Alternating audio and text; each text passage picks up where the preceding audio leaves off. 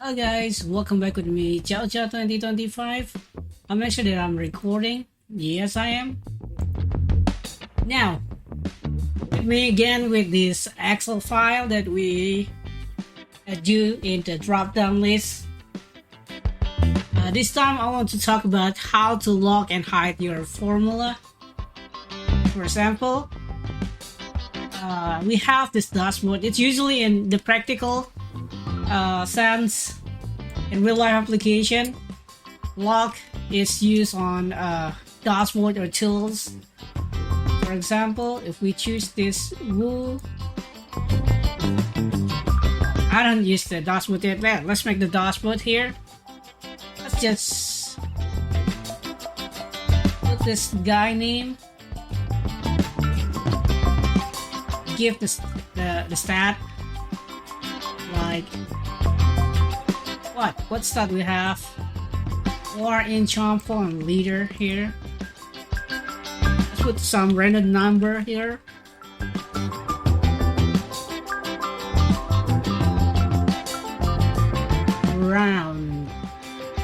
Rand between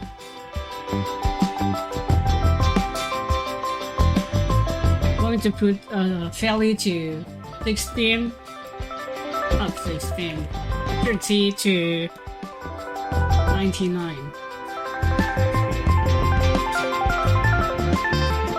It's gonna be a random number I'll put here.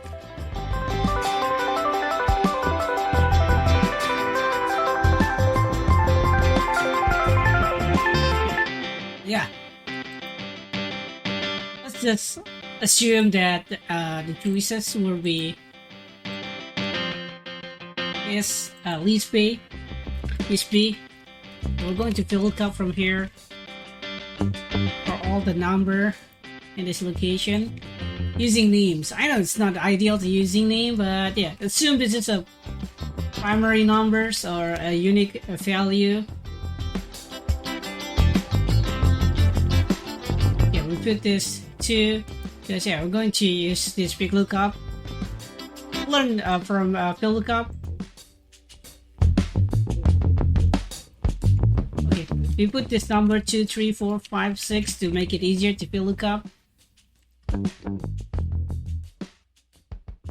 Press F4 to lock. F4. We don't lock it all. We just want lock to be the 8. So yeah, like this. And I forgot to lock this basics. So yeah.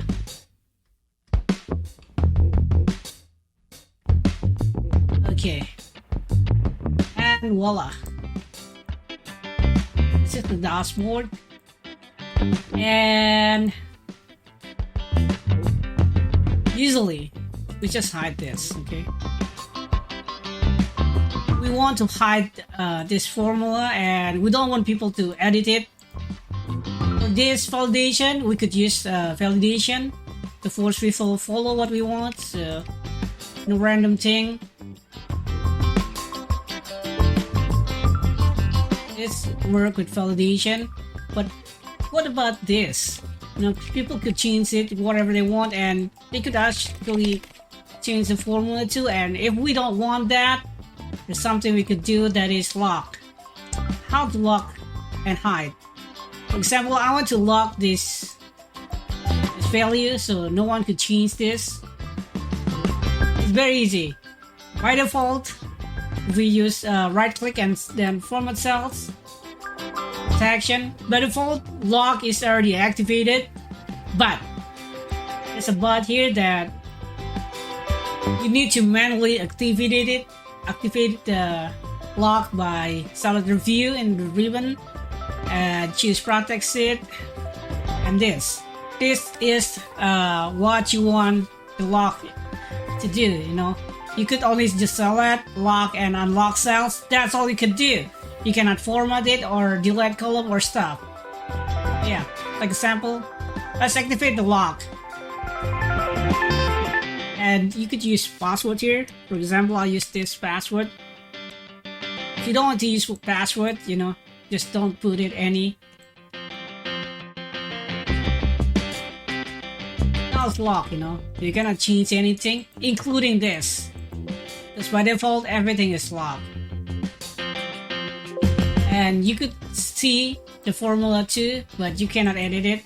To unprotect, just select unprotect and enter the password if you enter it.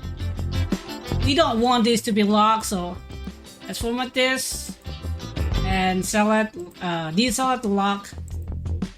So if we lock it again and without password, still cannot change this, but we, of course, yeah, could change this now, right?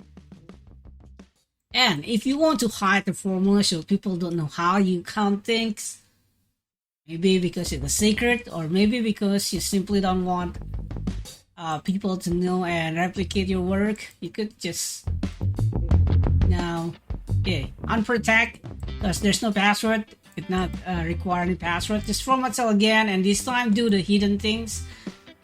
Hidden means you will hidden the text box and the formula.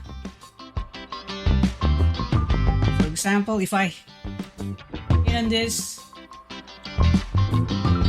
or just example, then let's protect again, and you cannot see anything here in the formula. But if you don't hidden it, you see it. That's the hidden function to hide the formula.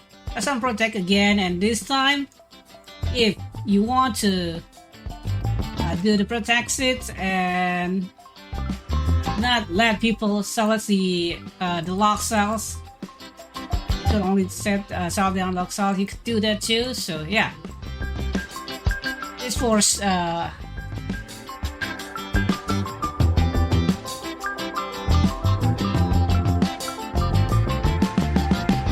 this will help you if you want. If you don't want your data to be copies or something, and if you want people to know where to click, this is good for you. So yeah, it's depend on what you need to do. You could actually let people format your cells. It's locked, but you could format it. For example, you can select lock cells to format it. So okay, I want it's locked, but I want it number to be bigger or something. You could do that. So yeah, just read it and just try it for yourself, because if you try it, you will understand. Okay, I think that's it for today's video. Pretty simple, right? And simple but very useful. And if you make dashboard, so you use it, because you know it really helps if people know where to click. And if you don't want to be screwed, people changing your formula and then blame you, because that happens often, you know, people accidentally change thing and then blame on your Excel file. Anyway, I think that's it for today's video. Thank you for watching and hope it's helped. Have a nice day.